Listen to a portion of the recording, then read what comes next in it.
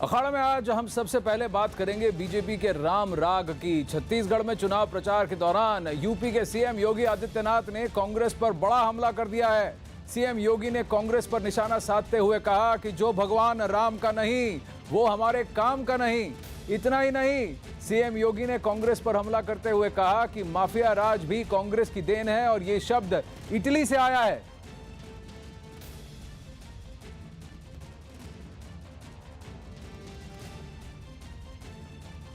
20 तारीख को है मंगलवार। मंगलवार है बजरंग बली का वार। याद रखना,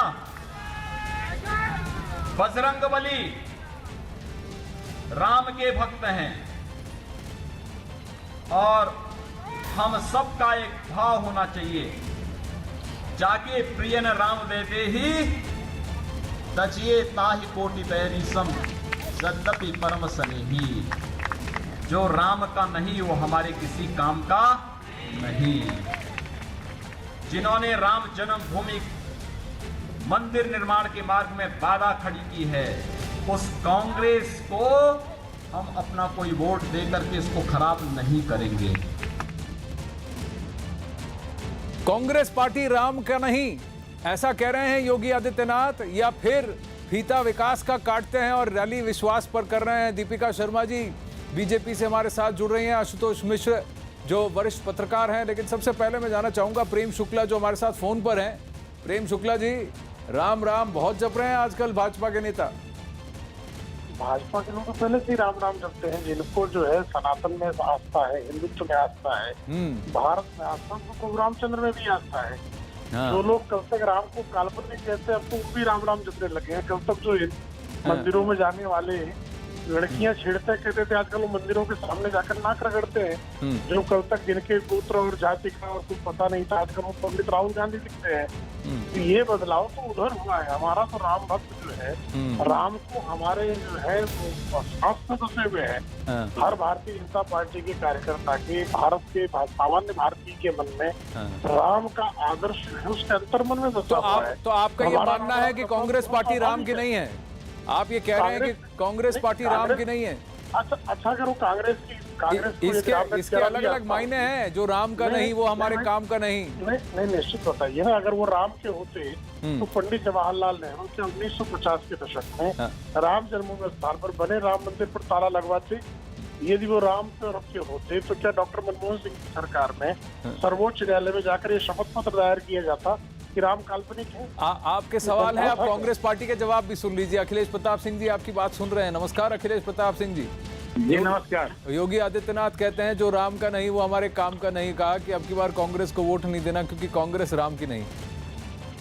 देखिए, अगर चुनाव प्रचार में कोई व्यक्ति राम के नाम पे वोट मांगता है और ये कहता है कि राम को जो वोट नहीं देगा वो राम का नहीं है, तो पहली बात ये कि ये आदर्श आचार संहिता का उल्लंघन है। चुनाव आयोग को तत्काल इस पे सख्त और गंभीर कार्रवाई करनी, क्योंकि ये मॉडल कोड ऑफ कंडक्ट का वायलेशन है।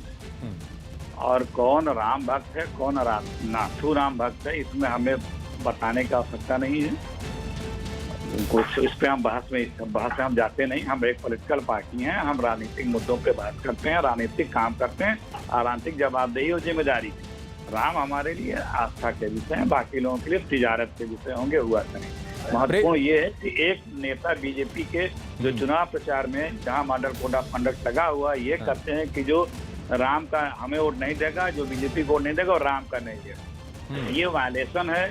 तुरंत इस पे सख्त से सख्त जो वाजिब धाराएं बनती हैं, उसमें उन धाराओं के तहत चुनाव कहिए छत्तीसगढ़ कांग्रेस से जाए चुनाव आयोग के पास और करें कंप्लेंट। प्रेम शुक्ला जी सुनिए, अखिलेश प्रताप सिंह जी क्या कह रहे हैं? आप सुनिए। नहीं अखिलेश, अरे सुन लीजिए बात। अच्छा कंफ्यूजन मत करिए। ठीक है। देखिए, चुनाव आयोग स्वयं भी संज्ञान लेता है। कोई कंप्लेंट करे या ना करे, वो तो लोग जो लोकल लोग हैं वो करेंगे, स्वयं भी संज्ञान लेता है।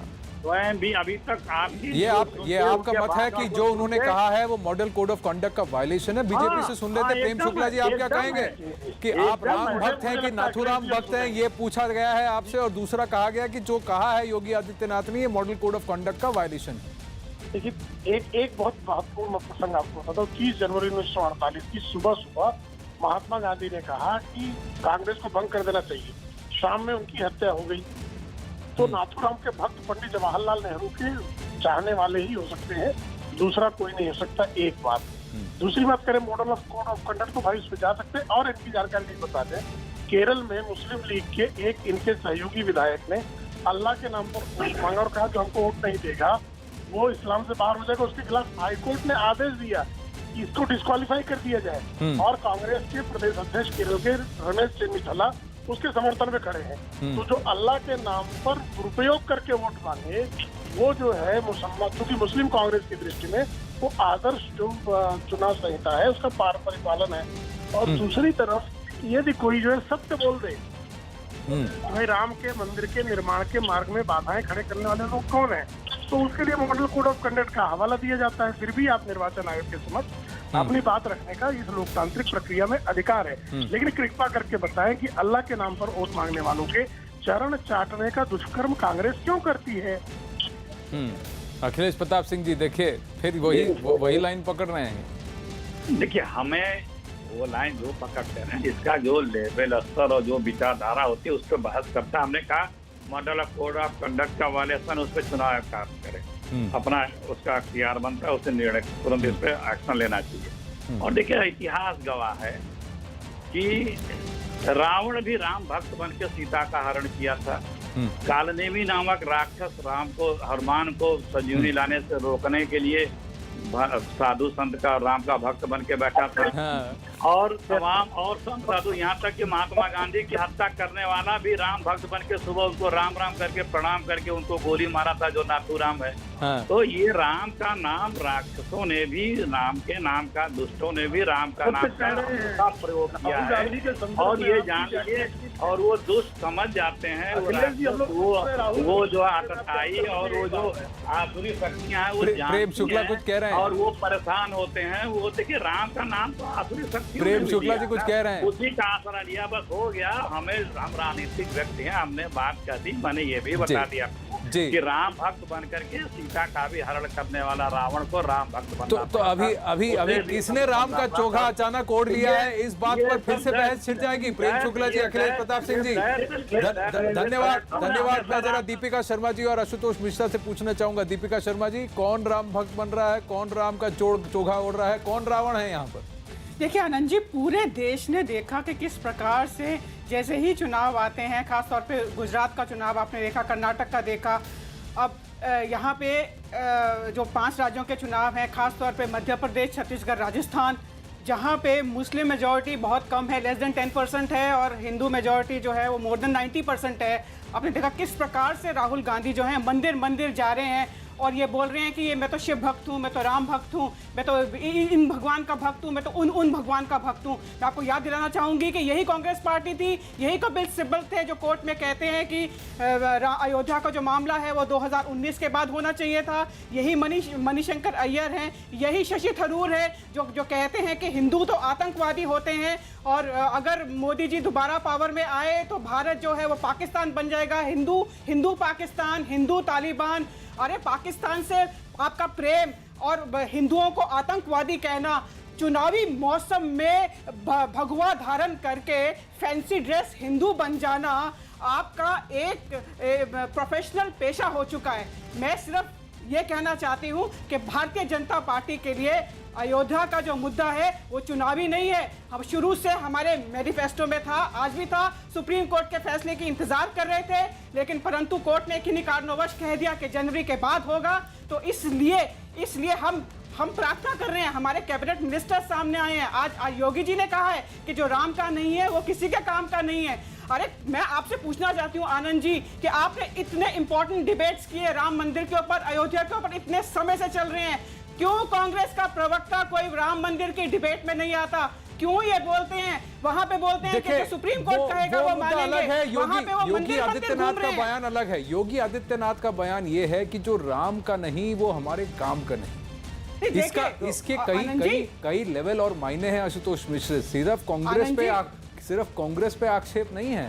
आनंद ये जी, जाकर जनता को ये कहना है कि अगर आप राम पार्टी- मंदिर का समर्थन नहीं करते तो हमें आपकी जरूरत नहीं है। भारतीय जनता पार्टी इसमें एक बड़ी इंटरेस्टिंग बात आप ये है। अच्छे हिंदू नहीं हैं, आप अच्छे हिंदुस्तानी नहीं हैं, आप अच्छे देशवासी नहीं हैं अगर आप राम मंदिर का समर्थन नहीं करते, क्योंकि आप यही कह रहे हैं कि जो राम का नहीं वो हमारे काम का नहीं।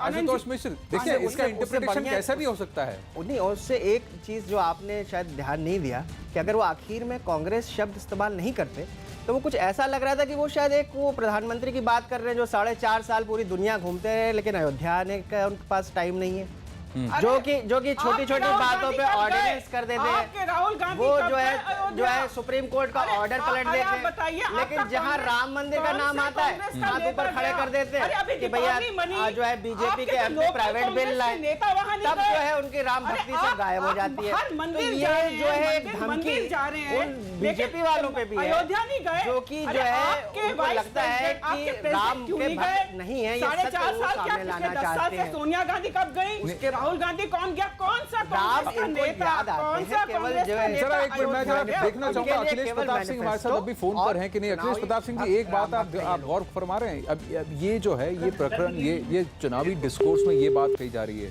चलिए अखिलेश प्रताप सिंह जी का फोन नंबर वहां कट गया। मैं जरा एक बार और योगी आदित्यनाथ के बयान को चलाना चाहूंगा। सुनिए जरा गौर से कि योगी आदित्यनाथ का टोन क्या था और उनका मतलब क्या था। आप बताइए इसमें से आप खुद क्या निष्कर्ष निकालेंगे। जरा एक बार और सुनते हैं योगी आदित्यनाथ। 20 तारीख को है मंगलवार है बजरंग बली का बार। याद रखना, बजरंग बली राम के भक्त हैं और हम सबका एक भाव होना चाहिए, जाके प्रिय न राम देते ही तजिए ताहि कोटि बैरी सम यद्यपि परम स्नेही। जो राम का नहीं वो हमारे किसी काम का नहीं। जिन्होंने राम जन्मभूमि मंदिर निर्माण के मार्ग में बाधा खड़ी की है, उस कांग्रेस को हम अपना कोई वोट देकर के इसको खराब नहीं करेंगे।